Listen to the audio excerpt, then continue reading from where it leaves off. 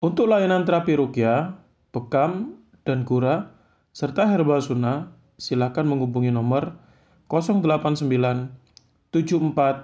57 5817 melalui chat WhatsApp.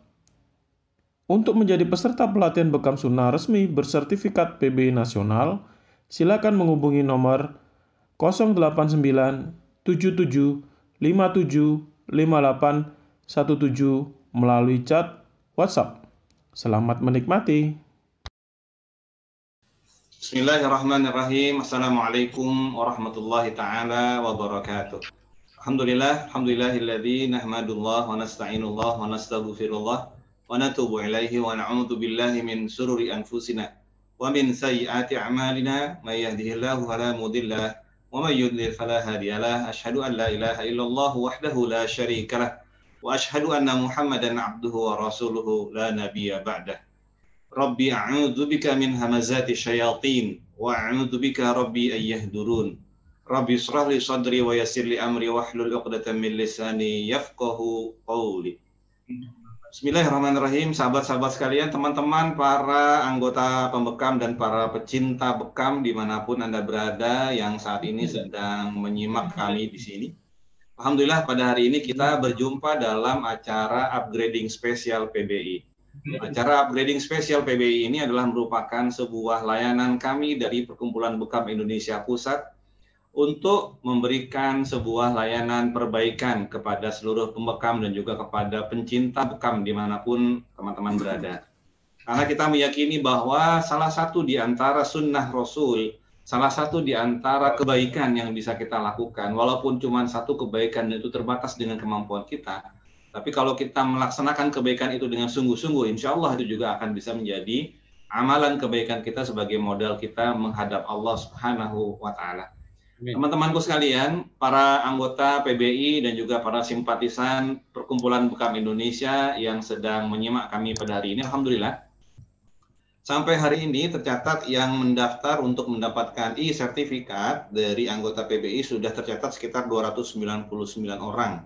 Ini sebuah berita gembira yang menunjukkan bahwa ternyata animo para anggota PBI untuk aktif di PBI, di Perkumpulan Bekam Indonesia sangat tinggi sekali. Dan juga kami melihat bahwa dari klik yang kami dapatkan sekarang sudah mencapai 700 klik lebih.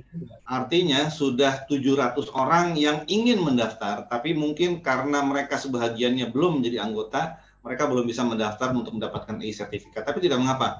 Insya Allah PBI dengan seluruh jajaran trainer-trainernya, PBI dengan seluruh jajaran pelatih-pelatihnya akan terus mengadakan pelatihan-pelatihan untuk merekrut lebih banyak orang lagi sehingga bekam ini bisa membumi. Sebagaimana komitmen kami untuk menjaga dan membumikan dakwah bekam ini. Sahabat-sahabat sekalian, bersama kita hari ini pada saat ini sudah bersama dengan kita yaitu Bapak Insinyur Bruri Mahendra, nggak pakai data ya. Pak Insinyur Bruri Mahendra, ini beliau adalah merupakan Ketua Harian Perkumpulan Bekam Indonesia yang pada hari ini alhamdulillah beliau akan membagikan ilmunya bersama kita, yaitu ya memang judulnya kita bikin ya dari PBI Pusat agak provokatif ya Pak ya. Jangan membekam ya dengan tanda seru. Maksudnya adalah sebelum Anda memahami aspek-aspek pra pembekaman sehingga bekam yang Anda laksanakan tidak akan berbuah hasil yang buruk. Justru malah akan menghasilkan hasil yang baik dan insya Allah akan menghasilkan hasil yang membuat para klien-klien Anda yang Anda bekam tidak akan menjadi kapok, bahkan mereka akan menjadi semakin cinta dengan bekam. Dan ini akan kita dengar sama-sama dari Pak Mahendra pada hari ini. Dan beliau ini juga kita kenal sebagai seorang yang sukses mengelola klinik herbal insani dan juga yang terbaru dalam waktu yang tidak lama beliau berhasil mengembangkan taman wisata herbal insani ya Pak ya. Masya Allah, alhamdulillah. Ini sampai mencakup sampai berapa Pak per hari Pak? Pernah sampai berapa? 10.000. Masya Allah ya, sampai 10.000 kunjungan di Taman Wisata Herbal Insani. Jadi luar biasa. Memang ketua harian kita ini adalah merupakan sosok yang sangat gigih ya. Saya kenal pribadi beliau ini sangat gigih, sangat semangat sekali berjuang sehingga mencapai apa yang beliau capai hari ini. Nah teman-teman sekalian, mari sama-sama kita dengarkan dari Ketua Harian Bapak Mahendra sambil kita menunggu juga yang lain masuk. Jangan kita sia-siakan ilmu beliau ini luar biasa. Kita akan sama-sama mendengarkan paparan beliau tentang aspek-aspek penting yang perlu diketahui pada waktu pra pembekaman atau sebelum dilakukan pembekaman. Baik, monggo silakan Pak Mahendra. Saya undur diri dulu. Silakan teman-teman biar bisa melihat apa yang akan disampaikan oleh Pak Mahendra. Silakan. Baik, alhamdulillah, masya Allah, jazakallah khair, Ustaz Hakim. Ini teman-teman bisa ditampilkan kah ininya? Tampilan merekanya bisa nampak enggak nih, supaya pengen lihat? Enggak ya? Oke, bismillahirrahmanirrahim. Assalamualaikum warahmatullahi wabarakatuh. Innal hamdalillah nahmaduhu wa nasta'inuhu wa nastaghfiruh wa na'udzu billahi min sururi anfusina wa min sayyiati a'malina may yahdihillahu fala mudhillalah wa may yudlil fala hadiyalah. Asyhadu an la ilaha illallah wahdahu la syarikalah wa asyhadu anna Muhammadan abduhu wa rasuluhu la nabiyya ba'dah. Puji syukur kehadirat Allah Subhanahu wa taala kita dapat bertemu di acara malam ini dalam kajian ilmu tentang bekam. Ini Ustaz Hakim ngasih judul KAN ini aneh sampai puyeng ini sebenarnya. Masya Allah. Ustaz Hakim nggak bisa ya? Nggak ada suara. Pak, Pak. Ini teman-teman yang dari daerah nggak tampil kah? Dari daerah mereka bisa menuliskan di chat, Pak. Jadi memang sengaja di webinar ini kita menggunakan fitur seminar sehingga peserta tidak ditampilkan. Kecuali pakai Zoom meeting, Pak. Ya. Pengen sebenarnya lihat mereka ini kondisinya bagaimana. Masya Allah. Nanti Pak, insya Allah Pak. Kan kita sudah merencanakan tanggal 28 kita akan ada lagi. Nah ini bocoran ya buat teman-teman ya. Insya Allah kita tanggal 28 kita akan ada lagi bersama dengan Pak Ketua Pak Zaidul Akbar. Cuman memang nanti untuk tanggal 28 kalau kita mau pakai fasilitasnya pakai Zoom meeting sehingga bisa melihat semua peserta, harus dipastikan bahwa yang hadir semuanya adalah peserta dan bukan adalah anggota dan bukan yang non anggota, Pak. Gitu aja Pak sebetulnya, Pak. Ini supaya bisa menyebar luas aja sebetulnya. Baik. Ini yang masuk udah 107 ya? Ya, 107 betul. Dari 200 lebih. Baik. Kita mulai saja, semoga yang belum masuk nanti bisa mengikuti perlahan. Judulnya adalah jangan membekam sebelum memahami aspek penting prabekam. Ini judul yang bagus sekali ya. Jadi ketika judul ini terlontar langsung Anda mencari apa kira-kira hal-hal penting yang harus dipersiapkan atau disiapkan oleh seorang yang ingin membekam. Rekan-rekan sekalian yang dirahmati Allah, ada 3 aspek yang harus yang harus dipahami oleh kawan-kawan pembekam. Oke, klik. Tampilkan itu kan. Wah. Bentar. Oke. Ya. Ya, sudah. Ada 3 aspek nih. Yang pertama ini dari gambar ya. Jadi kompetensi dasar seorang pembekam itu ada 3 hal. Ini sebenarnya saya pengen berinteraksi juga nih dengan kawan-kawan, bertanya tentang mereka memahaminya seperti apa. Tapi mungkin di layanan berikut ya, Ustaz Hakim ya. Ya, di sini juga bisa Pak, tapi dengan melalui fasilitas chat Pak atau fasilitas answer. Nah, beda ada meeting biasa ya. Bisa dipilih dengan baik pertanyaannya. Nah, interaktifnya jadi agak terbatas.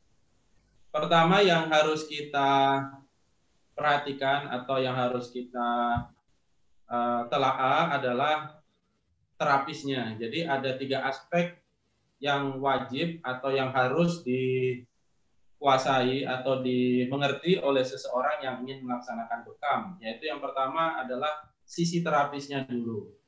Apa sisi terapisnya yang perlu diperhatikan di sini adalah akidah yang lurus ya.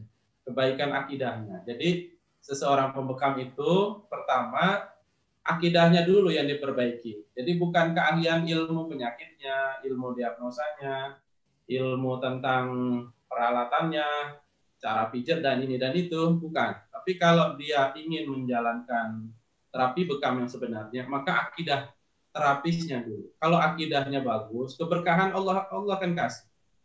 Apapun keluhan yang kita hadapi terhadap pasien kita, kalau akidah kita bagus, ketergantungan kita sangat kuat kepada Allah, maka penyakit yang sesulit apapun, niscaya Allah akan mudahkan. Nah, yang pertama itu akidah. Yang kedua adalah niat. Seorang pembekam itu rata-rata sering lupa kenapa dia harus membekam, untuk apa dia membekam, kemudian tujuannya akhirnya itu bagaimana. Jadi aspek niat seorang pembekam itu harus ditempatkan di awal, sebagaimana kita sholat.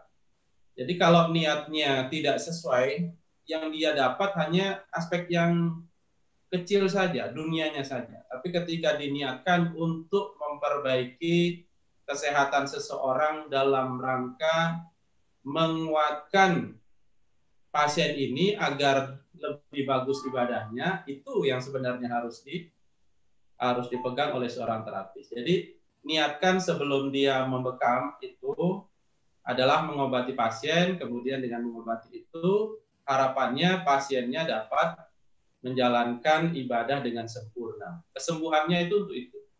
Jangan sampai niat ini tidak terlontar, nanti ketika dia sembuh, dia bermaksiat pada Allah, asbab kita mengobati dia.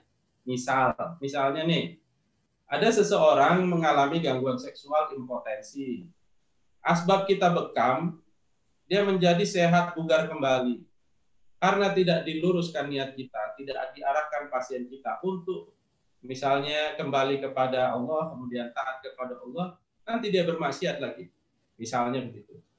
Sehingga niat seorang terapis bekam ini betul-betul di awal harus lurus. Dengan niat yang lurus itu, semoga Allah sembuhkan dia dan Allah menjadikan pasien kita itu pasien yang kembali menjalankan amal-amal ibadahnya dengan baik.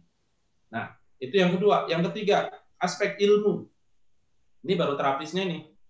Apa aspek ilmu yang harus dikuasai oleh seorang pembekam sebelum dia melakukan bekam? Itu banyak sekali aspeknya. Tapi ada hal-hal yang mendasar. Pertama, tentang seorang terapis bekam, dia harus tahu tentang teorinya. Teori bekam itu seperti apa sih? Kapan dia harus bekam yang terbaik seperti apa? Kemudian prakteknya bagaimana? Peralatan yang digunakan seperti apa? Alat yang bagus dan tidak bagus itu bagaimana? Kemudian terapis juga harus tahu tentang penyakit ini penyebabnya apa, penyakit ini dampaknya nanti bagaimana, penyakit ini nantinya akan berkomplikasi kemana. Nah, seorang terapis harus menguasai 3 aspek itu. Saya ulangi, yang pertama akidahnya lurus, niat sebelum membekamnya harus diperbaiki, kemudian keilmuan-keilmuan yang mendukung terapi bekam itu sendiri. Nah, kemudian hal-hal yang paling penting yang harus dikuasai oleh seorang terapis bekam sebelum dia membekam itu adalah bisa menangani aspek-aspek kedaruratan kalau terjadi. Saya ambil contoh, misalnya ada terapis membekam pasien terjadi kondisi muntah-muntah. Nah, seorang terapis harus tahu bagaimana cara mengatasi kondisi pasien muntah pada saat dibekam, setelah membekam, atau beberapa menit setelah dibekam. Nah, kondisi-kondisi seperti ini penting sekali supaya tidak terjadi hal-hal yang nantinya akan berdampak mudarat. Ada lagi pernah masuk berita pada saat dibekam pasien hilang kesadaran, pasien pingsan. Nah, sebagai seorang pembekam dia harus tahu bagaimana cara mengatasi kondisi-kondisi seperti ini. Sebelum melakukan bekam, apa-apa yang mungkin akan terjadi nanti, seorang terapis harus menguasai. Misalnya timbul bulai misalnya. Kalau terjadi bulai atau melepuh bagaimana? Kalau misalnya terjadi memar bagaimana? Tiba-tiba pasien kejang, apa yang harus dilakukan? Nah, hal ini harus dimengerti dulu, dikuasai dulu, baru dia melakukan tindakan bekam. Itu yang aspek pertama. Aspek yang kedua adalah seorang terapis mengerti betul tentang kondisi pasiennya sebelum dia lakukan bekam. Jadi ada kondisi-kondisi di mana pasien itu boleh dibekam, pasien itu tidak boleh dibekam. kondisi ini harus dipahami oleh seorang terapis sebelum dia melakukan bekam. Jika tidak diperhatikan kondisi ini, maka akan dampaknya negatif nantinya. Saya ambil contoh. Datang seorang klien dalam kondisi segar bugar.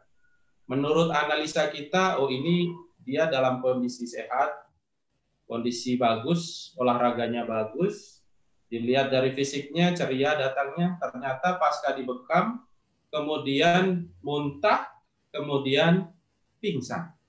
Timbul pertanyaan, kenapa ini bisa terjadi? Terjadinya karena seorang terapis tidak sanggup menganalisa lebih dalam tentang kondisi pasiennya. Kenapa ini bisa terjadi? Yang paling banyak biasanya pasien ini pada malam harinya kualitas tidurnya kurang sehingga mengalami kondisi-kondisi yang tidak kita inginkan. Oleh karenanya memang aspek seorang terapis mengetahui atau mengenal tentang bagaimana kondisi klien atau bagaimana kondisi pasien itu sangat-sangat penting sekali. Untuk apa? Untuk menghindari terjadinya hal-hal yang mungkin saja terjadi. Semisalnya tadi pasien mengalami pusing pasca bekam, pasien mengalami muntah pasca bekam, atau mungkin hilang kesadaran pingsan pasca bekam, atau mungkin demam pasca bekam dan segala macamnya. Oleh karenanya, aspek memahami tentang kondisi pasien ini menjadi indikator yang sangat penting di samping hal-hal yang perlu dia kuasai, misalnya tentang penyakit dan lain-lain. Kemudian faktor yang ketiga yang perlu dipahami oleh seorang terapis bekam sebelum dia melakukan tindakan bekam, yakni mengetahui tentang sarana-sarana penunjang. Sarana penunjang apa yang perlu disiapkan oleh seorang terapis bekam itu, apakah sarana penunjang ini layak atau tidak layak, kemudian tempat prakteknya seperti apa, mana yang boleh, mana yang tidak boleh, kemudian sarana penunjangan limbah yang semestinya itu seperti apa, perizinannya bagaimana, kemudian cara menangani pasien itu bagaimana, semua itu merupakan satu kesatuan yang harus dipahami oleh seorang terapis. Nah, oleh karenanya hal-hal ini menjadi sesuatu yang sangat urgent, tiga aspek ini yang menjadi pilar bagi seorang terapis untuk dikuasai. Oke, kita coba lihat satu persatu. Next. Rekan-rekan sekalian, tentu kita sudah terbiasa menangani bekam ya. Bekam itu ada dua posisi.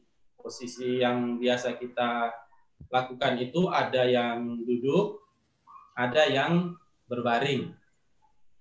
Timbul pertanyaan, kapan kita menyarankan pasien kita duduk dan kapan harusnya kita menyarankan pasien kita berbaring. Kondisi ini menjadi sebuah hal yang sangat urgent, sangat penting bagi pengetahuan seorang terapis sebelum melakukan bekam. Karena kalau salah menetapkan ini, itu bisa berdampak negatif.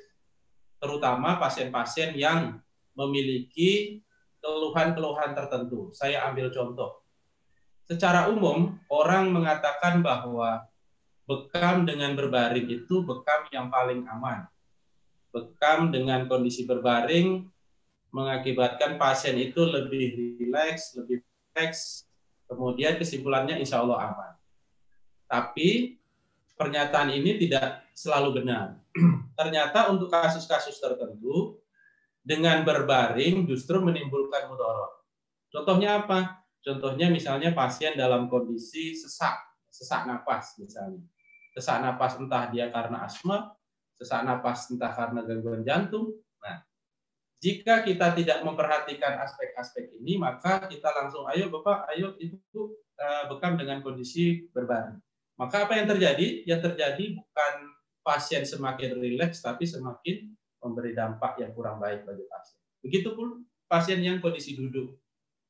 Nah, kalau kita misal lihat pasien itu dalam kondisi kurang fresh, tidurnya juga kurang, jamnya kurang, atau pasien dalam kondisi yang tidak stabil emosinya, maka jangan dilakukan bekam dalam kondisi duduk. Apa yang terjadi? Yang terjadi banyak yang secara pengalaman. Ada yang pasien mengalami muntah, ada yang mual, ada yang pusing, ada yang pingsan bahkan. Nah, oleh karenanya menetapkan kapan pasien itu harus berbaring, kapan harus duduk, ini merupakan faktor penting sebelum melakukan pembekaman. Nah, secara umum, kawan-kawan sekalian, membekam pasien dengan kondisi berbaring itu risikonya jauh lebih ringan. Oleh karenanya, saran saya, jika mendapati pasien dengan kondisi stabil, tidak ada keluhan apa-apa, seyogyanya dia berbaring saja. Dengan berbaring itu, pasien lebih rileks, kita juga lebih nyaman dibandingkan dengan duduk. Nah, kalau dalam posisi duduk, sebaiknya duduknya tidak duduk vertikal seperti gambar ini, tapi duduk menggunakan kursi bekam khusus dengan kemiringan kurang lebih sekitar 15 derajat sampai 20 derajat. Jadi kondisi pasien dia agak miring, ya, agak posisinya miring. Dengan kondisi duduk yang miring ini, pasien juga akan mengalami kondisi yang sangat rileks. Nah, kondisi sangat rileks inilah yang sangat kita butuhkan dalam memaksimalkan khasiat daripada bekam. Itu ya, kira-kira kawan-kawan sudah memahami tentang dua kondisi yang harus kita mengerti, harus kita kuasai sebelum melakukan tindakan bekam. Oke, like. Kawan-kawan sekalian, hal terpenting sebelum kita melakukan bekam, selain kita menguasai keilmuannya tadi, selain kita mengetahui kapan dia harus duduk dan kapan dia harus berbaring, aspek yang tidak boleh kawan-kawan lupa dalam pembekaman adalah riwayat perdarahan. Riwayat perdarahan ini sangat simpel, tapi ketika tidak kita tanya, ini bisa risikonya sangat luar biasa, terutama bagi orang-orang yang terindikasi ada mengalami kelainan pada endap darahnya. Siapa mereka? Itu menurut para ahli, pembekaman pada kasus-kasus pasien dengan penderita hemofili maka sangat berisiko. Oleh karenanya, kawan-kawan sebelum melakukan bekam, ini hal yang paling urgent yang tidak boleh lupa sama sekali, adalah bertanya tentang riwayat perdarahan. Bagaimana cara bertanyanya? Ketika pasien datang, ditanya apa keluhannya, kemudian umurnya berapa, tinggal di mana, kapan keluhannya terjadi, ada komplikasi atau tidak. Yang tidak boleh lupa satu hal adalah riwayat perdarahan. Bapak, Ibu, kalau Bapak mengalami perlukaan, apakah luka yang dihasilkan ini darahnya cepat berhenti atau tidak? Kalau pasien kita, klien kita berkata bahwa, oh iya, kalau saya kena luka, alhamdulillah cepat berhenti darahnya. Lain lagi kalau dia bilang, oh iya Pak, kalau saya kena luka, biasanya darahnya lama berhentinya, ngalir terus. Saya harus ke rumah sakit, saya harus ke puskesmas untuk menangani kasus yang kecil ini. Kalau itu terjadi, maka kawan-kawan sekalian, jangan lakukan tindakan bekam dalam kondisi apapun, walaupun pasien memaksa, walaupun pasien harus mengisi inform consent sekalipun. Karena kalau kawan-kawan melakukan bekam pada pasien ini, apa yang terjadi? Yang terjadi biasanya kawan-kawan akan repot nantinya. Harus mengantar dia ke rumah sakit, atau harus menangani dia secara khusus, sehingga lukanya ini bisa tertangani. Nah, biasanya orang-orang dengan kelainan endap darah ini itu terjadi pada pasien hemofilia. Oleh karenanya jangan lupa ditanya sebelum dilakukan pembekaman. Oke, slide. Nah, kemudian bekam ini seperti ini ya, rekan-rekan sekalian. Timbul pertanyaan, kenapa pasien yang kita bekam ada yang darahnya sedikit, ada yang darahnya sedang-sedang saja, dan ada yang darahnya sangat banyak, seperti gambar yang ditampilkan ini. Kawan-kawan sekalian, ini dapat terjadi karena beberapa hal. Nah, kalau ini terjadi, maka apa yang harus dilakukan? Itu yang paling penting. Jadi seorang pembekam harus bisa menganalisis pasiennya. Kalau ini terjadi, maka dampaknya akan begini. Gitu. Oleh karenanya, hal-hal backup antisipasi harus dilakukan. Nah, timbul pertanyaan, kenapa pasien dibekam kok darahnya bisa sebanyak ini? Kemungkinannya banyak. Yang pertama, mungkin dia mengkonsumsi obat pengencer darah misalnya. Kemungkinan kedua, mungkin saja pelukaan yang dilakukan itu terlalu dalam sayatannya, sehingga menyebabkan darah yang keluar begitu banyak. Kemudian apa yang harus dilakukan kalau ini sudah terjadi? Yang harus dilakukan adalah proses pembekaman dihentikan dan tidak boleh ditambah lagi. Apa indikatornya? Indikatornya adalah jumlah darah yang dikeluarkan. Kalau kira-kira sudah mulai mendekati 350 cc kira-kira, maka proses bekam tidak boleh dilanjutkan. Nah, kawan-kawan sekalian, tentu sudah pernah belajar ya di beberapa lembaga khusus yang menyatakan bahwa boleh dan tidak boleh pasien yang mengkonsumsi obat pengencer darah ini dibekam, boleh atau tidak. Sebenarnya enaknya ini kita berinteraksi. Dengan berinteraksi kita bisa saling bertanya jawab ya. Kawan-kawan sekalian, kalau kita jumpai pasien kita sedang mengkonsumsi obat pengencer darah, kemudian dia datang kepada kita pengen meminta dibekam, apa yang harus kita lakukan? Yang pertama, kita luruskan niat. Dia datang ini dia pengen berobat karena mungkin bergantung dengan obat sintetik, maka dia pengen mengambil manfaat dari bekam ini, maka dia lakukan bekam. Apa yang harus dilakukan? Yang pertama, kita dalam membekam orang-orang yang mengkonsumsi obat pengencer darah ini tidak boleh dengan jumlah kop yang banyak. Pertama, dibekam dulu maksimal 3 titik atau minimal 1 titik dulu pada titik akhir. Pada saat dibekam, perhatikan darah yang keluar dari kop tersebut. Kalau darahnya banyak yang keluar, maka sebaiknya tidak menambah jumlah kopnya. Tapi kalau darah yang keluar tidak terlalu banyak, maka boleh ditambah 2 di bawahnya, ditambah lagi 2 di bawahnya, sambil memperhatikan apakah darah yang keluar dari setiap kop yang dibekam itu darahnya banyak atau tidak. Karena tidak semua orang yang mengkonsumsi obat pengencer darah itu darahnya banyak yang keluar, tidak semua.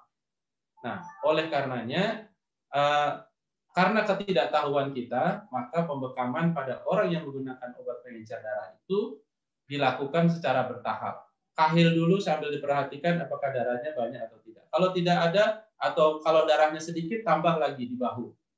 Kemudian kalau ada lagi, kalau darahnya sedikit, boleh ditambah 2 di bawahnya. Dan seterusnya. Nah, itu menjadi satu indikator kepada kita bahwa banyak atau tidaknya kop yang digunakan pada pasien-pasien ini itu tergantung dari kondisi pasien itu sendiri. Tentunya dari yang telah kita perhatikan. Oke, coba. Bentar ya, bentar. Kemudian kawan-kawan sekalian, kalau menjumpai kondisi saat ini seperti ini, apa yang harus dilakukan? Pertama, setelah bekam, ini kan pasien mengalami kehilangan darah yang cukup banyak ya. Tanpa kita tahu tiba-tiba ini terjadi, tanpa kita tanya sana sini, tiba-tiba ini terjadi. Apa yang harus dilakukan? Yang pertama, begitu bekam selesai, pasien disarankan untuk istirahat sebentar di klinik kita masing-masing. Kemudian berikan bagusnya makanan yang mengandung klorofil tinggi ya, bagusnya. Atau berikan kacang hijau. Atau pasien disarankan untuk mengkonsumsi madu dan jahe. Supaya pasca bekam dengan keluarnya darah seperti ini, itu tidak menyebabkan pasien kemudian pusing atau badan tidak nyaman dan lain-lain. Nah, hal-hal seperti inilah yang diperlukan supaya seorang terapis ketika menghadapi hal seperti ini tidak bingung, tidak takut, kemudian menimbulkan aspek yang kurang baik terhadap dirinya atau bahkan terhadap pasiennya. Kalau terapisnya bingung, khawatir, dan takut, nanti pasiennya jauh lebih bingung dan takut. Akibatnya nanti menjadi hal yang kurang baik. Nah, kemudian kita lihat aspek yang lain. Hal-hal yang perlu diperhatikan sebelum melaksanakan bekam. Ya, tadi saya ulang ya. Yang pertama, kita harus tahu dulu kondisi pasien kita seperti apa. Kita tahu riwayat perdarahan dia bagaimana. Kemudian kita tanya tentang dia mengkonsumsi obat pengencer darah atau tidak. Yang ketiga, hal yang tidak boleh dilupakan adalah kita bertanya tentang kualitas tidurnya. Karena orang-orang yang mengalami mual, pingsan, atau pusing pasca bekam itu biasanya orang-orang yang kualitas tidurnya kurang. Timbul pertanyaan, tidur yang bagus sebelum bekam itu berapa jam? Nah, para dokter menyampaikan bahwa tidur yang paling bagus itu sebelum kita dibekam itu adalah 7-8 jam. Jadi dengan tidur kualitas bagus ini, maka tubuh akan lebih siap ketika akan dibekam. Oleh karenanya, satu hal yang tidak boleh dilupa sebelum melakukan bekam adalah bertanya tentang kualitas tidur. Bapak, Ibu, semalam tidur jam berapa? Kalau pasiennya bilang, semalam saya tidur jam 11. Bangunnya jam berapa, Pak? Bangunnya jam 3, kemudian nggak bisa tidur lagi. Oh, kalau kayak gitu jangan dilakukan bekam. Kapan bekamnya? Pagi diminta dia untuk waktu duha dia tidur, menjelang duhur, pasca duhurnya dibekam. Itu boleh. Tapi kalau pasien bilang, saya tidur jam 9, kemudian saya bangun jam 4 subuh, pembekaman di waktu pagi insya Allah aman. Karena kualitas tidurnya insya Allah cukup. Kalau pasien bilang, Bapak, saya semalam tidur jam 2 pagi, bangunnya jam 4, bangun udah nggak bisa tidur lagi. Bagaimana saya bekamnya besok nih? Nah, sarankan pasien ini untuk tidur dulu di waktu duhanya. Jadi sholat duha, jam 10 dia tidur sampai duhur, kemudian dievaluasi setelah duhur, apakah ini pasiennya layak untuk dibekam atau tidak. Nah, rata-rata orang yang kualitas tidurnya kurang, pasca bekam tidak nyaman badannya. Oleh karenanya jangan sampai lupa, ini menjadi bagian yang harus ditanya. Kemudian hal lain yang harus diperhatikan sebelum melakukan bekam adalah pasien kita itu takut atau tidak.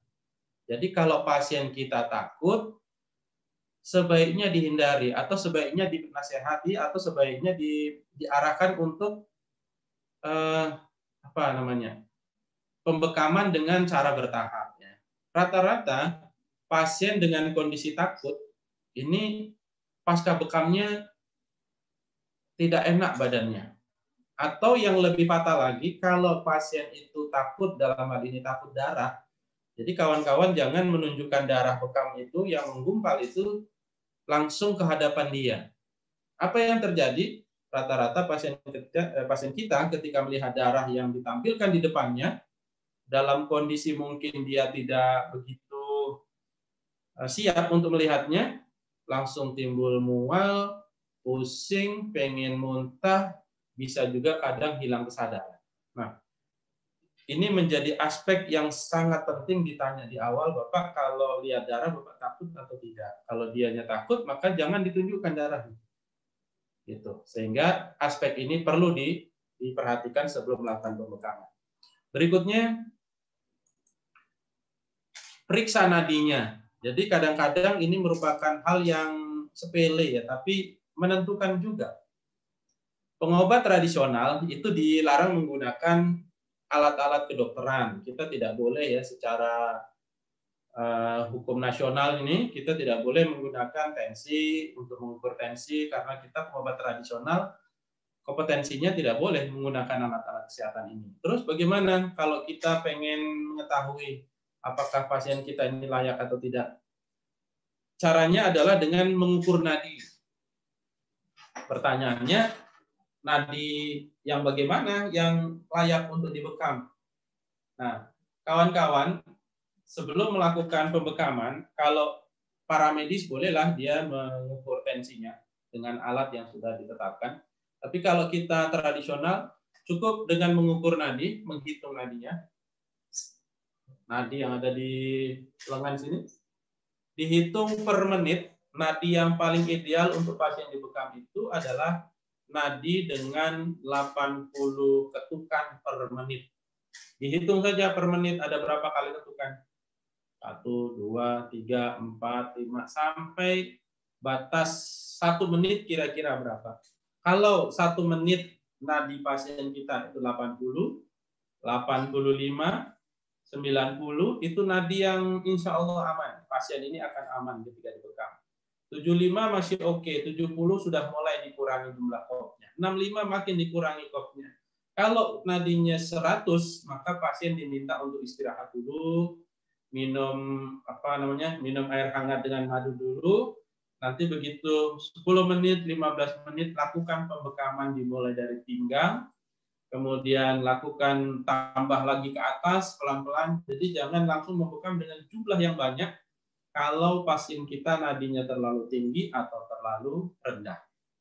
Indikator yang paling ideal adalah nadinya 80 sampai 85. Kemudian pasien yang dehidrasi, kalau sudah dilihat pasien itu dehidrasi, sebaiknya dihentikan pembekaman. Atau misalnya kelihatan masih segar, tapi pasien ini bolak-balik ke belakang, diare. Maka langkah yang dilakukan adalah menunda bekam. Itu artinya kita sebagai seorang pembekam harus bertanya ini, bertanya itu, mengetahui ini, mengetahui itu, bagaimana kondisi pasien kita ini layak atau tidak. Itu hal yang sangat penting. Berikutnya, kelelahan. Kalau kelelahan mungkin mudah kita perhatikan ya. Jadi seseorang ketika kelihatan sudah lelah, maka apa yang harus dilakukan kalau kondisinya bekamnya bisa ditunda, sebaiknya ditunda. Tapi kalau dia memaksa, misalnya Pak, tolonglah saya ini sudah jauh-jauh datang ke sini, pengen bekam kok, nggak boleh. Menurut Bapak saya capek, tapi enggak loh Pak. Kan kita yang paling tahu tentang kondisinya. Kalau ini terjadi, ada permintaan yang mendesak oleh pasien, maka pembekaman yang Bapak Ibu lakukan itu tidak boleh pembekaman dengan jumlah kop yang banyak. Bekam saja dengan jumlah kop yang terbatas, misalnya di kahil, kemudian di bahu kanan kiri, itu cukup dulu. Sambil dalam kondisi berbaring, jangan duduk. Kalau duduk itu bisa menimbulkan efek yang kurang baik bagi pasien pasca dibekam. Berikutnya, hal yang tidak kalah penting adalah ketika pasien dalam kondisi kenyang. Seorang terapis bekam, dia tidak boleh sampai lalai. Tidak boleh lalai bertanya, Bapak dalam kondisi kenyang atau tidak. Karena kondisi kenyang atau tidak ini kita tidak tahu kecuali kita tanya. Nah, kalau pasien menyampaikan bahwa saya baru saja makan, Pak, boleh nggak dibekam? Kita harus tanya berikutnya, Bapak habis makan ini kenyang banget atau tidak? Kalau beliau menyatakan bahwa ini saya agak kenyang, berarti ditunda. Ditunda berapa menit? Sekitar 60 menit atau sekitar 1 jam yang paling ideal ya, 1 jam. Kemudian lakukan pembekaman dengan jumlah kop yang jangan terlalu banyak. Lain halnya kalau pasien kita itu dalam kondisi setelah makan tapi tidak kenyang, itu boleh dibekam dalam kondisi kop yang banyak. Tapi kop yang banyak ini pun harus selalu perhatikan pada daerah di belakang perutnya, itu tekanan kop yang diberikan jangan terlalu kuat sehingga tidak memberikan beban yang besar pada saraf di daerah perutnya. Kemudian kebalikannya, jadi kalau tadi kekenyangan, ada juga yang memberikan dampak negatif pada pasien itu, yakni kelaparan. Jadi sebelum kita melakukan bekam, tanya dulu, kalau Bapak dalam kondisi lapar, itu pun tidak boleh dibekam. Kemudian apa yang harus dilakukan?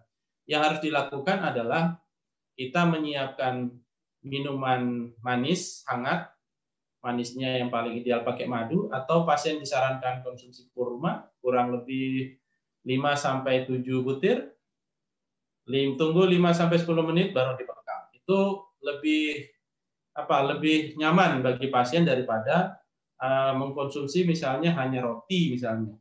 Tapi kalau kurma jauh lebih ideal, kemudian diminumkan air hangat dicampur madu dan setelahnya dilakukan pembekaman. Itu kalau kita jumpai pasien kita dalam kondisi lapar. Nah, apa yang terjadi kalau misalnya kita memaksa harus membekam pasien? Rata-rata pasien mual, kemudian pusing. Pasca bekamnya badan jadi tidak enak. Oleh karenanya, itu menjadi indikator yang kesekian yang harus ditanya, yakni Bapak kekenyangan atau Bapak dalam kondisi lapar. Nah, kemudian ini hal yang tidak kalah penting juga. Seseorang terapis harus mampu menganalisa bahwa area yang akan dibekam itu ada benjolan tumornya atau tidak. Dia harus bisa membedakan, oh ini benjolan ini adalah otot ya, otot yang biasa, oh ini tumor, oh ini kanker, oh ini kista, dan lain-lain. Oleh karenanya, sebelum dilakukan pembekaman, salah satu kompetensi yang harus dimiliki seorang terapis bekam adalah dia sanggup menganalisa ini area-area yang dibekam ini, dilihat dulu. Kalau dilihat tidak nampak, diraba, ditekan. Kalau ada benjolan, maka segera disimpulkan, oh kita harus bergeser, tidak boleh tepat di situ. Jadi kalau kawan-kawan menjumpai area yang ada benjolan seperti ini, ketika kita tempatkan kop kita ternyata persis di area sini, maka mau tidak mau harus digeser di bawahnya. Boleh. Atau pada area sebelah sini, atau di atasnya. Nah, untuk kasus-kasus yang seperti ini, sebaiknya dikombin. Jadi, dengan apa kombinnya? Dengan obat herbal. Obat herbal dioles atau obat herbal yang diminum. Supaya proses penyembuhannya jauh lebih cepat. Ini kasus-kasus tumor misalnya. Misalnya kita ingin membekam seseorang dengan keluhan kaku leher. Titik yang paling utama untuk orang-orang yang kaku leher ini adalah di afdain, di dua urat lehernya. Ternyata di dua urat leher itu ada tumornya, sehingga dibekam tidak bisa. Terus bagaimana? Ya mau tidak mau, kopnya harus dipindah, jangan dibekam pada area tumornya, tapi di bawahnya boleh, atau di bawahnya lagi lebih boleh lagi. Itu yang harus diperhatikan. Kemudian alergi, ini menjadi catatan penting buat kawan-kawan semuanya. Saya pernah berjumpa dengan salah satu pasien yang komplain karena asbab dari alergi. Ini baru kejadian ya, belum lama ya. Jadi dari sekian banyak pasien, dari sekian banyak kawan-kawan yang praktek, baru sekali ini saya jumpai bahwa ada pasien yang alergi logam. Apa dampaknya? Dampaknya adalah pada saat dia pasca bekam sudah selesai, lukanya itu tidak kering-kering. Darahnya berhenti, tapi lukanya tidak kering-kering. Sampai hampir 15 hari. Gitu. Ketika 10 hari terjadi, sempat kontak, kemudian berlalu, kemudian akhirnya kita kunjungi pasien ini dan kita coba analisis. Ini yang salah terapisnya dalam melaksanakan bekam, apakah tidak steril, alat yang digunakan sesuai atau tidak, minyak yang digunakan apakah terkontaminasi atau tidak. Setelah kita analisis sana-sini, ternyata pasien itu mengalami alergi. Alerginya alergi apa? Alergi logam. Jadi karena terapisnya menggunakan lensing, di ujungnya itu kan menggunakan logam itu. Nah, apa yang terjadi? Yang terjadi itu pasiennya mengalami luka yang tidak sembuh-sembuh. Nah, setelah diketahui, barulah diberikan obat anti alergi, besoknya langsung kering, Masya Allah. Nah, kawan-kawan sekalian, sebagai catatan, padahal pasien ini sudah sering bekam, kita kan tanya, Bapak udah berapa kali bekam ini? Kita udah sering, Pak. Loh, kok bisa? Dulu-dulunya waktu bekam, lukanya cepat kering nggak? Dia bilang cepat, Pak. Paling besoknya, 2 harinya sudah kering, sudah biasa lagi. Tapi ini aneh nih, Pak. Kenapa habis bekam kok sudah 10 hari nggak kering-kering? Akhirnya kita tanya, Bapak waktu bekam sebelumnya itu di waktu siang, pagi, atau malam? Dia bilang, biasanya saya bekamnya itu waktu pagi di hari libur biasanya. Tapi karena badan saya nggak enak, ini baru nih Pak, sekali ini saya bekam di sore hari, saya pulang kantor, badan nggak enak, langsung saya bekam. Kok tiba-tiba pasca bekam itu lukanya tidak kering? Oh, akhirnya kita mengambil kesimpulan, oh asbab ini. Jadi untuk orang-orang yang memiliki alergi yang tipe seperti ini, yang harus dibekamnya itu jangan dalam kondisi dia lelah, tapi bekamlah dia dalam kondisi dia segar bugar waktu pagi. Pengalamannya sudah berulang-ulang bekam di waktu pagi tidak apa-apa. Tapi ketika dia bekam dalam kondisi dia lelah, imunitasnya tidak siap, imunitasnya sangat lemah, terjadilah reaksi alergi. Nah, ini sebagai catatan kalau pasien kita memiliki alergi logam, ya kita bekamnya di waktu pagi dalam kondisi dia segar bugar. Bagaimana kita bisa tahu dia alergi logam atau tidak? Ya ditanya, Bapak kalau kena luka dari logam, lukanya cepat kering nggak Pak? Kalau dia bilang, Insya Allah Pak cepat kering, aman berarti. Kalau dia bilang, Pak saya kalau kena luka, ini lama sekali sembuhnya. Bapak ada diabetes nggak? Nggak ada tuh, kadar gula saya rendah. Tapi kok ini lama kering ya? Nah, mungkin saja dia alergi logam. Oleh karenanya itu menjadi indikator yang harus ditanya sebelum kita melakukan pembekaman. Kemudian bagi pasien kita yang wanita, nih ibu-ibu nih, ketika pasien wanita datang pada kita, yang terpikir ke kita pertama, hal yang penting yang tidak boleh dilupa adalah bertanya tentang kondisi kehamilannya. Ibu hamil atau tidak? Karena wanita dengan kondisi kehamilan 1 bulan kadang-kadang tidak kelihatan, tidak diketahui. Hamil dalam kondisi 2 minggu tidak diketahui. Oleh karenanya setiap wanita yang dibekam, sebelum dibekam itu ditanya, Ibu, kalau dalam minggu ini haidnya terlambat atau tidak? Kita tanya, Ibu hamil nggak? Nggak tahu. Haidnya terlambat nggak? Kayaknya terlambat. Berapa lama? Udah 2 minggu nggak haid nih. Nggak biasanya. Oh, kalau gitu sebelum dilakukan pembekaman harus dilakukan pemeriksaan pakai alat tes kehamilan. Kalau dilihat, oh ternyata positif, maka ambil langkah hanya boleh dibekam dalam kondisi pasiennya stabil, kondisi fit dengan jumlah titik yang sangat terbatas itu pada area atas saja.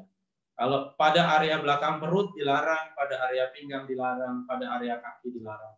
Karena sebagian para peneliti mengatakan, sebagian para ahli mengatakan, pembekaman pada wanita hamil di belakang perutnya, di area pinggangnya, itu memberikan dampak risiko terhadap kontraksi rahimnya, sehingga kurang bagus nanti pada janinnya. Itu yang pertama. Jadi seorang wanita sebelum dilakukan pembekaman, terapisnya harus selalu bertanya, Ibu dalam kondisi hamil atau tidak. Kalau ragu, maka dilakukan pemeriksaan dengan alat tes. Kemudian yang kedua, ditanya Ibu dalam kondisi haid atau tidak. Kalau dia bertanya, enggak, saya lagi enggak haid, aman, bekam saja. Kalau dia bertanya, iya, saya lagi haid. Pertanyaannya nyambung yang kedua. Haidnya darahnya banyak atau sedikit? Kalau dia bilang enggak Pak, enggak Bu, darahnya sedikit. Kalau darahnya sedikit, maka lakukan pembekaman dengan kop banyak, tidak masalah. Tapi kalau pasien mengatakan bahwa haidnya banyak, maka boleh dibekam, hanya saja kopnya dibatasi.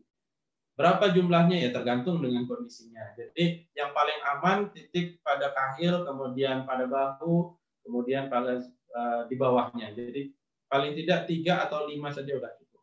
Jangan terlalu banyak. Itu pada pasien-pasien yang dalam kondisi haid dengan jumlah darah yang banyak. Tapi kalau darah sedikit silakan. Kemudian jangan membekam yang tidak memahami tentang aspek-aspek penanganan kegawat darurat. Kawan-kawan yang sedang melakukan atau yang akan melaksanakan bekam harus tahu persis hal-hal apa saja yang masuk ranah kegawat daruratan dalam aspek bekam itu. Yang paling banyak terjadi itu adalah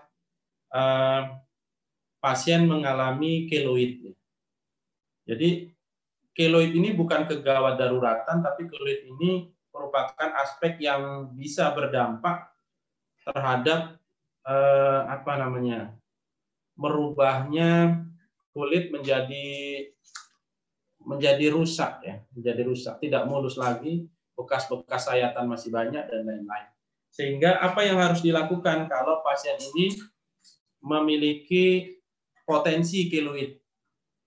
Saya ajarkan teknik pelukaannya. Kalau kawan-kawan menggunakan alat pisau atau bisturi, pelukaan yang paling umum itu dilakukan adalah lurus. Nah, kelihatan enggak nih? Nah, tutup background ya, nggak kelihatan ya. Jangan dilakukan lurus, karena kalau dilakukan pelukaan lurus, maka pasca sayatan itu dia akan terbuka, lurus begini, terbuka. Oleh karenanya, untuk amannya, pelukaan itu dilakukan agak miring. Sayatannya miring. Gitu. Pelukaan dengan jarum lensing pun sama, miring. Untuk menghindari terjadinya luka yang menganga. Walaupun kecil, tapi itu berpotensi bisa kalau orang itu berpotensi keloid, dia bisa keloid. Nah, yang kedua, kalau kita tahu bahwa pasien ini ada potensi keloid, maka lakukanlah pemijatan yang sedikit lama, agak lama, pada area yang akan dibekam menggunakan minyak zaitun dicampur dengan minyak atsiri. Minyak zaitun dengan minyak atsiri. Nah, kedua minyak ini memberikan efek kepada orang-orang yang berpotensi terjadinya keloid pada area yang luka itu menjadi tidak keloid. Atau kalau tidak ada minyak atsiri, pakai Centella asiatica.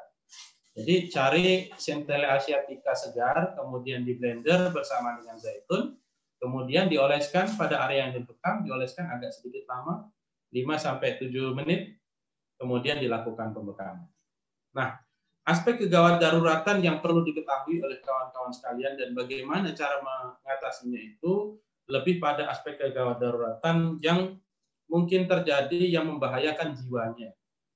Misalnya, ketika dibekam pasien hilang kesadaran, ketika dibekam pasien mengalami muntah-muntah yang luar biasa, ketika dibekam pasien mengalami kejang. Nah, ketika pasien setelah dibekam tiba-tiba tanpa kita ketahui dia muntah, apa yang harus dilakukan? Itu kita harus tahu. Kalau dia kejang, apa yang harus dilakukan? Kalau dia hilang kesadaran, apa yang harus kita lakukan? Itu yang harus diketahui sebelum seseorang melakukan pembekaman. Karena ada tipikal dari beberapa pasien kita itu bersifat tertutup. Ketika ditanya, dia proteksi. Kita tanya bagaimana tidur semalam, dia bilang tidur saya cukup Pak, tidur jam 9, bangun jam 5. Analisa kita sebenarnya itu tidur yang cukup, tapi ternyata dia menutup-nutupi. Dia tidurnya jam 2, bangun jam 4, tidur jam 2, bangun jam 3, paginya minta dibekam. Apa yang terjadi? Pasca bekam bisa pusing, pasca bekam dia bisa muntah, pasca bekam dia bisa menggigil. Oleh karenanya, melihat aspek-aspek ini, maka seseorang pembekam harus mengetahui cara bagaimana mengatasi kalau ini terjadi. Itu ya. Jadi hal-hal yang perlu diketahui oleh seorang terapis bekam sebelum melakukan pembekaman itu sangat banyak tadi. Dari awal sampai aspek tentang kegawat daruratan. Kemudian, seseorang sebelum melakukan pembekaman dia harus memiliki kompetensi yang penuh tentang penguasaan alat. Jadi alat ini terbuat dari apa, fungsinya apa, cara makainya bagaimana. Kemudian kalau misalnya alat ini treble apa harus dilakukan. Kemudian alat yang digunakan harus besar atau kecil, itu semua harus dikuasai penuh baru seseorang melakukan pembekaman. Karena ada beberapa kita jumpai juga bahwa ada seorang membekam, pasiennya badannya kecil, kopnya besar-besar. Nah, itu tidak simetris namanya. Atau pasiennya badannya besar, kopnya kecil-kecil. Nah, ini tentunya akan memberikan dampak yang kurang maksimal jadinya.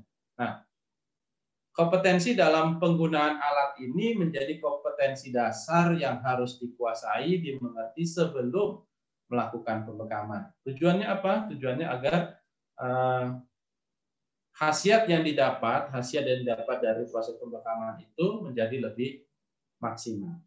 Kemudian seorang pembekam pun harus tahu tentang APD ya, alat atau tentang apa istilahnya perlengkapan yang perlu digunakan oleh seorang pembekam, mulai dari sarung tangan, masker, kemudian apron, tutup kepala, kacamata, kalau sekarang pakai facial dan segala macam. Itu merupakan alat-alat standar yang harus dikuasai oleh seorang terapis bekam dan harus digunakan pada saat pembekaman.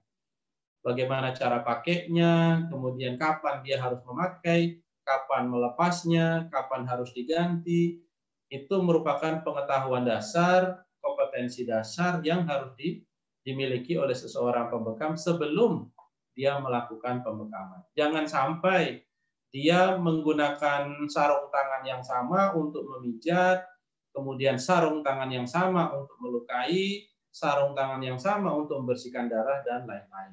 Itu menjadi hal yang keliru jadinya.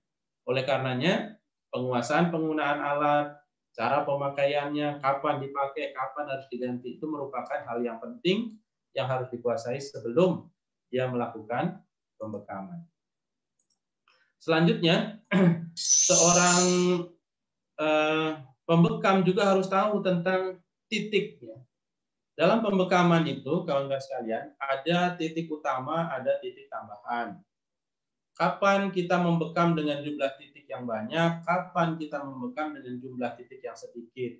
Ini juga harus diketahui, tidak semua orang bisa dibekam dengan jumlah titik yang banyak, tidak semua orang efektif dibekam dengan jumlah titik yang sedikit. Oleh karenanya, kompetensi dasar tambahan lainnya adalah seorang terapis bekam harus tahu menempatkan bahwa oh pasien ini titiknya harus banyak, oh pasien ini titiknya tidak boleh banyak. Nah, apa dasarnya yang mungkin perlu kita ketahui? Yang pertama, kalau kita jumpai pasien kita kualitas istirahatnya, tidurnya kurang bagus, maka penempatan titik sebaiknya jangan terlalu banyak. Tadi ya. Yang kedua, misalnya pasien kita dalam kondisi haidnya banyak, ya berarti kopnya jangan terlalu banyak. Disederhanakan saja. Atau contoh lain, kalau pasien kita dalam kondisi masih pertama, masih takut-takut, masih ragu, maka bekamlah dengan kondisi titik yang sederhana, jangan terlalu banyak. Nah, timbul pertanyaan lanjutan, di mana titik yang paling utama yang harus kita ambil untuk pembekaman? Jawabannya adalah tergantung keluhan pasien itu keluhannya apa. Misal contoh, datang seseorang dengan keluhan sakit pinggang. Sakit pinggang ini setelah kita analisa ternyata karena faktor kebiasaan kerja, duduk atau jongkok dalam jangka lama akibatnya sering sakit pinggang. Atau mungkin karena kurang minum sehingga sering sakit pinggang. Apa yang harus dilakukan? Penempatan titik yang utama pada pasien ini adalah pada area pinggangnya. Bukan pada area kepala, bukan pada area kaki, tapi pada area yang keluhan utamanya. Yang kedua, kawan-kawan harus punya kompetensi untuk menganalisa penyakitnya. Misal contoh, ada pasien sering mengalami sakit perut ya. Sakit perut ini setelah dianalisa ternyata pasien mengalami alergi misalnya. Alergi apa? Alergi terhadap bau-bauan tertentu lah misalnya. Ketika mencium bau itu tiba-tiba mual. Kemudian sakit perut, muntah dan segala macam. Maka pembekaman yang diarahkan pada kasus-kasus ini adalah pembekaman yang diarahkan untuk meningkatkan sistem kekebalan tubuh secara umum. Nah, titiknya mana? Titik-titik sunnah yang kita ambil. Nggak perlu semuanya, nggak perlu tangan, nggak perlu ini. Tapi titik-titik sunnah saja, yakni pada area al-wari, kemudian az-zahr, kemudian kahil, kalau bisa ya di akhdain. Itu sudah cukup sebenarnya. Atau contoh lain, kita jumpai pasien dalam kondisi sering batuk-batuk. Kita tahu bahwa kalau orang batuk-batuk, itu berarti yang terganggu adalah organ paru-parunya. Organ paru-paru ada di mana? Organ paru-paru ada di dada. Oh, kalau gitu pembekaman yang utama pada pasien yang gangguan paru-paru adalah di area dada. Gitu. Kenapa demikian? Karena pembekaman yang diarahkan pada organ yang terganggu, titik yang dekat pada organ terganggu itu adalah titik yang paling utama untuk mengaktifasi, untuk memperbaiki organ yang terganggu. Gitu. Nah, bagaimana dengan titik-titik yang ada di al-warid, di pinggang, di pinggul, kemudian mungkin di betis dan lain-lain, itu titik tambahan. Tapi titik utamanya adalah titik yang mengarah pada keluhan utamanya. Kalau dia batuk, ya lebih utama pada area belakang dadanya atau sekitar belikat. Kalau dia mengalami gangguan sakit mah misalnya, atau GERD misalnya, berarti titik yang paling utama titik pada area belakang perutnya. Kalau dia sakit pinggang, berarti area pinggangnya. Kalau dia mengalami gangguan seksual, ya berarti area pinggangnya dan alwaritnya di pinggul. Itu kira-kira. Jadi seorang pembekam, kompetensi lainnya dia harus mengenal penyakit, kemudian faktor penyebab sakitnya apa, gejalanya bagaimana, kemudian dia mengetahui dan dia harus bisa menempatkan titik yang benar berdasarkan keluhan yang dialami oleh pasien. Itu. Kemudian kompetensi lain yang harus dimiliki oleh seorang terapis bekam adalah mengerti tentang gejala penyakit, mengerti tentang faktor penyebab penyakit, mengerti tentang komplikasi penyakit itu mengarah kemana. Contoh misalnya, ini organ pankreas. Ketika organ pankreas ini terganggu, maka potensinya seseorang akan mengalami gangguan diabetes, misalnya kadar gula meningkat. Kalau orang kadar gulanya meningkat, kita 5 menit lagi ya. Oh ya, ketika kadar gulanya meningkat, yang terjadi adalah sering lemes, kemudian banyak kencing, sering lapar, dan lain-lain. Nah, ketika kita tahu bahwa oh ternyata pankreasnya ini yang terganggu nih orang ini, kita harus tahu bahwa pankreas ini letaknya di mana. Oh ternyata pankreas letaknya di sekitar perut, ya di sekitar perut. Berarti pembekaman yang paling utama titiknya adalah di sekitar perut bagian belakangnya. Jadi belikat ke bawah sedikit, nah sekitar 2-3 jari di bawah belikat. Kemudian ditambah 2 kop lagi. Begitu seterusnya. Jadi ketika kita tahu tentang penyakit, tentang penyebabnya, maka penempatan titik bekam itu menjadi mempermudah kita. Oleh karenanya kompetensi dalam memahami penyakit dan gejala-gejalanya perlu diketahui secara detail. Itu kira-kira kawan-kawan sekalian tentang hal-hal yang perlu dikuasai atau perlu dimengerti, perlu menjadi kompetensi kita sebelum kita melakukan pembekaman. Demikian Ustadz Hakimuddin paparan yang dapat saya sampaikan. Semoga bisa dipahami. Mungkin kita buka sesi tanya jawab. Silakan. Baik, terima kasih Pak Mahendra atas paparannya yang sangat padat dengan keilmuan. Ini pasti akan sangat berguna buat teman-teman yang ada di daerah dan juga buat teman-teman yang ada ikut pada hari ini. Buat teman-teman sekalian, mohon maaf tadi saya ternyata log out ya, crash tadi komputernya. Jadi saya crash, jadi pertanyaan-pertanyaan yang sudah tersimpan di komputer saya terhapus. Jadi Masya Allah. akan bagi teman-teman yang mau bertanya diulang kembali pertanyaannya, diketik di Q&A atau bisa juga di raise hand ya. Buat yang raise hand, saya akan buka mic-nya. Tapi tolong standby ya, karena nanti akan kita berikan akan kita berikan giliran untuk bertanya. Oke, kita lihat sekarang ada Pak Humaydi Idris ya. Saya akan berikan kesempatan untuk bertanya.